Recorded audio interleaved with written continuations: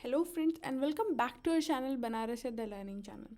तो आज से हम कुछ प्रैक्टिस एमसीक्यूज़ के सेशन स्टार्ट करने वाले हैं, जिसमें सबसे पहला है हमारा शिव संहिता।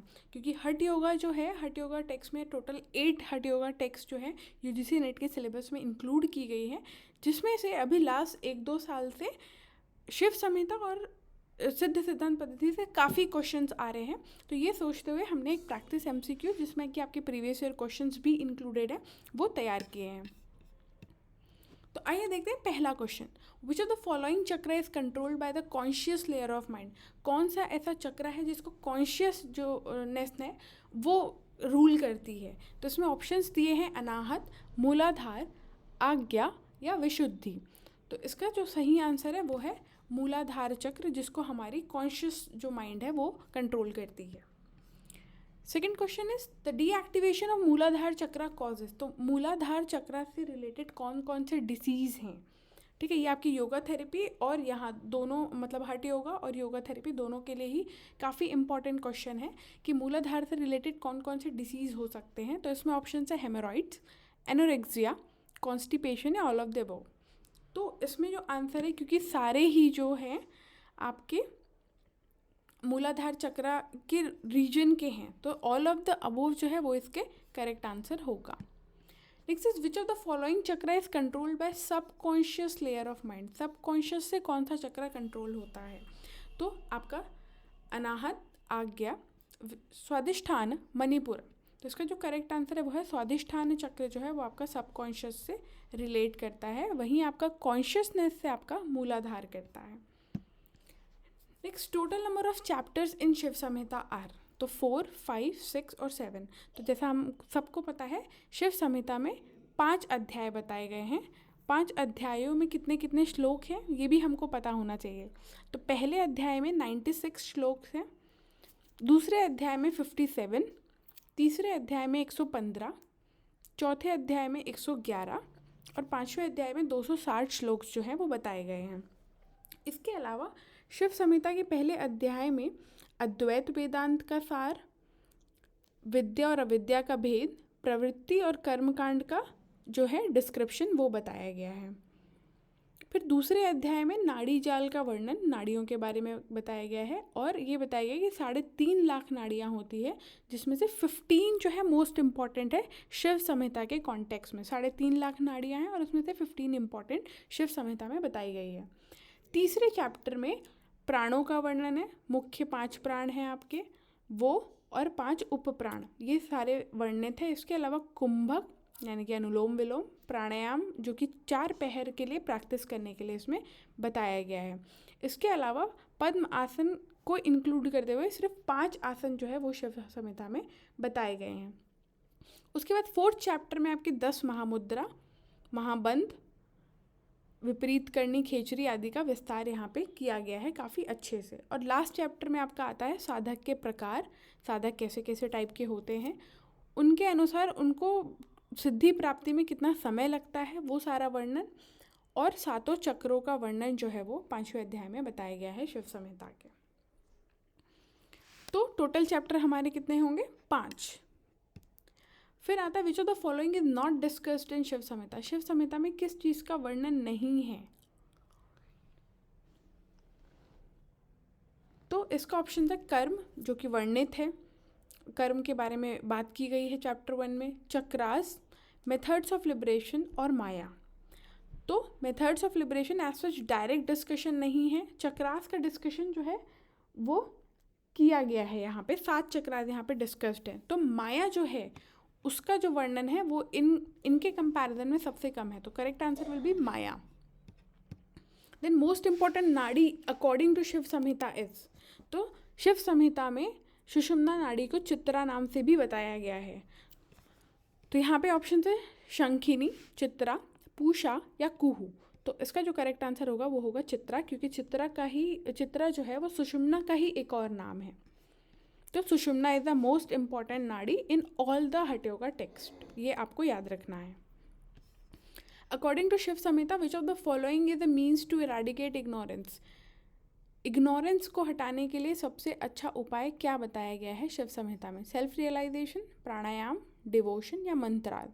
तो सेल्फ रियलाइजेशन, आत्मोद्धार, आत्म की प्राप्ति ही जो है अविद्या को दूर कर सकती है, ऐसा शिव संहिता में बताया गया है। Then which quality of Chitra nadi is mentioned in Shiva Samhita. Shiva Samhita में चित्रा या सुषुम्ना नाड़ी की कौन कौन सी क्वालिटीज़ का वर्णन किया गया है। तो सबसे पहला है प्योर, ब्रिलियंट, कलरफुल और ऑल ऑफ द अबोव। तो जैसा कि हम सब जानते हैं चित्रा नाड़ी या सुषुम्ना नाड़ी जो है वो प्योर होती है, ब्रिलियंट होती है और कलरफुल भी होती है। तो ऑल ऑफ द अबोव जो होगा वो आपका करेक्ट आंसर होगा। Then total number of nadis in human body according to Shiva Samhita. Shiva Samhita के अनुसार मनुष्य में कितनी नाड़ियाँ होती है। तो एक क्वेश्चन प्रीवियस पेपर्स में या प्रीवियस ईयर्स में आ चुका है, तो इम्पॉर्टेंट है कि शिव संहिता में जो है 3.5 लाख नाड़ियों का वर्णन जो है वो किया गया है और उसमें से 15 मुख्य नाड़ियाँ बताई गई हैं। Next, shyness, fear of speaking in public, inertia, sadness arises due to deactivation of which chakra. तो यहाँ पे जो शर्मिलापन है, लोगों के सामने ना बोल पाना, इंट्रोवर्ट होना, थोड़ा सा गम में रहना, ये सब किस चक्रा की वजह से होता है। तो मूलाधार, मणिपुर, विशुद्धि या आज्ञा। तो इसका आंसर है मणिपुरा चक्रा की वजह से ये सारे फीचर्स होते हैं उनके डीएक्टिवेशन से। तो perfect means to achieve liberation according to Shiva Samhita is. तो शिव संहिता के अनुसार सबसे अच्छा तरीका क्या है मोक्ष को प्राप्त करने का। योगा पोस्चर, योग शास्त्र, समाधि या कुंडलिनी। तो इसका सही आंसर है, क्योंकि यहाँ विद्या और अविद्या की बात की गई है, तो विद्या जो है वो हमारे योग शास्त्र से आती है। जो रियल नॉलेज है वो कहाँ से आएगी, योग शास्त्र। तो correct answer will be yoga shastra. Then match the following. तो यहाँ पे 5 वायु दी गई है और उनके स्थान दिए गए हैं, इसको मैच करना है। तो यहाँ पे क्या है, प्राणवायु, समान वायु, उदान वायु और अपान वायु। तो इसके लिए मैंने एक इजी ट्रिक है, वो आप याद कर लेंगे। इसमें कुछ याद करने के लिए है नहीं, तो आपका कन्फ्यूजन जो है वायुओं को लेकर वो दूर हो जाएगा। तो जैसे कि हम बॉडी यहाँ पे देख सकते हैं, तो बॉडी में 5 मुख्य प्राण होते हैं, तो वो डिस्कस है। सबसे ऊपर होता है, इसका निमोनिक है उपसव या यूपी सब, ऐसा भी आप बोल सकते हैं। तो उपसव में क्या है, सबसे ऊपर आपका हेड एंड नेक रीजन आपका होता है उदान वायु का।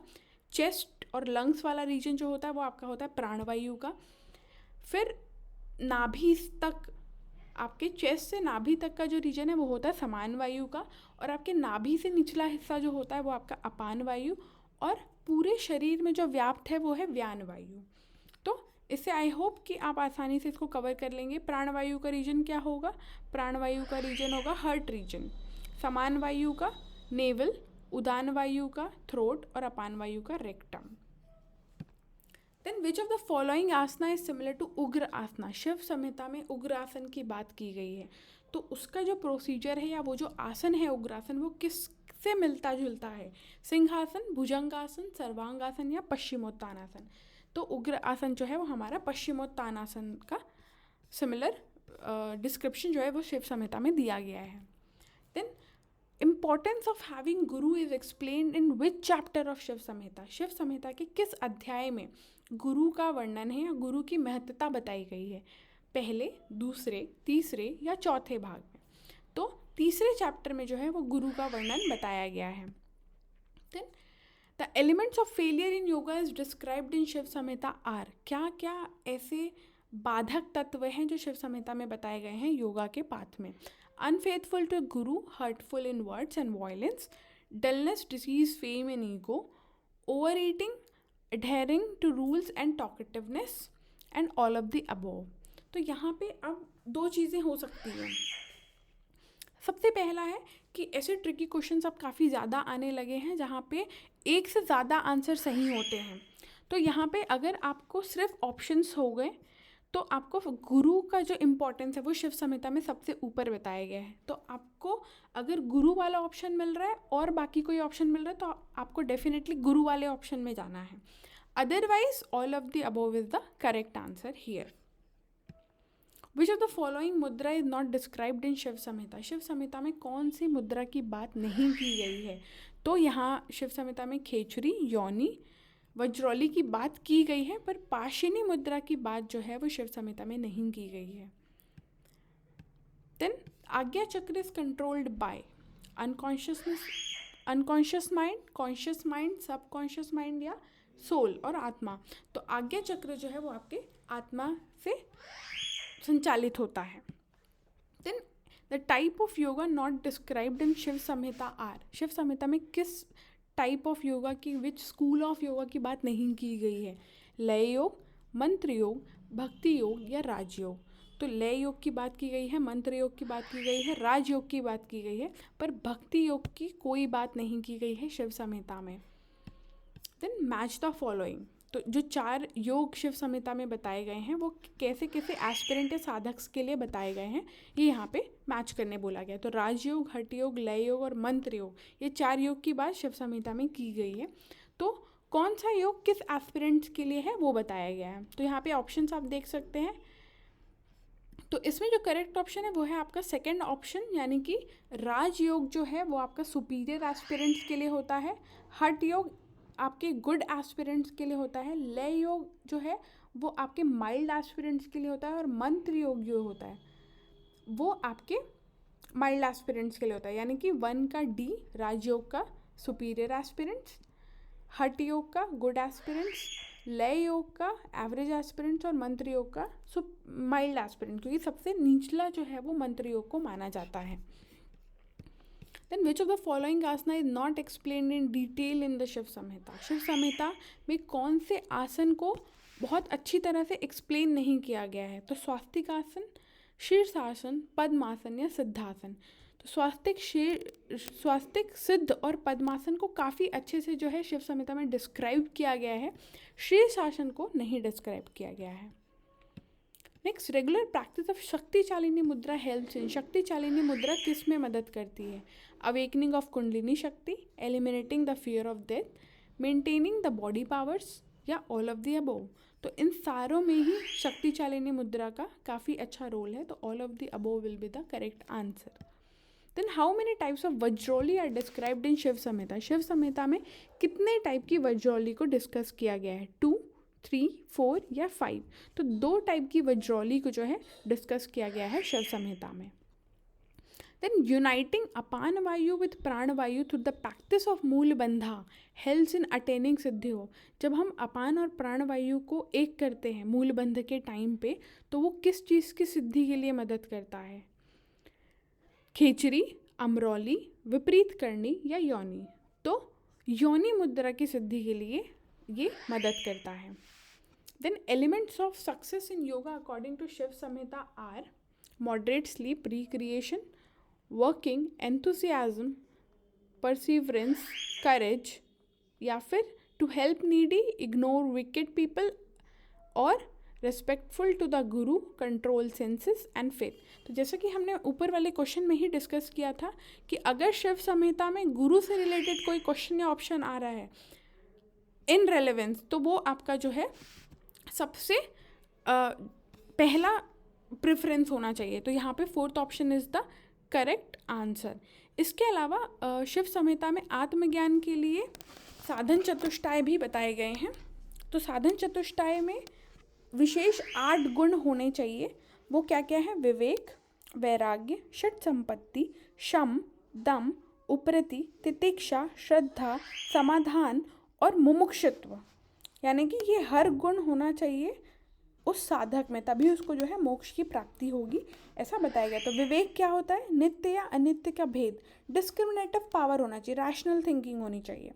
वैराग्य, अनित्य वस्तुओं से दूर होना, मतलब मटेरियलिज्म से उसको आसक्ति नहीं होनी चाहिए। फिर षट संपत्ति, फिर उसके बाद शम यानी कि मन का निग्रह, दम इंद्रियों का निग्रह, उपरति आसक्तियों से मुक्ति होनी चाहिए, तितिक्षा यानी कि धैर्य होना चाहिए, श्रद्धा यानी गुरु और वेदों पर विश्वास होना चाहिए, समाधान यानी कि संशय, डाउट नहीं होना चाहिए, और मुमुक्षुत्व यानी कि मोक्ष की इच्छा के लिए वो उत्तेजित होना चाहिए, मोक्ष की इच्छा होनी चाहिए उसके अंदर।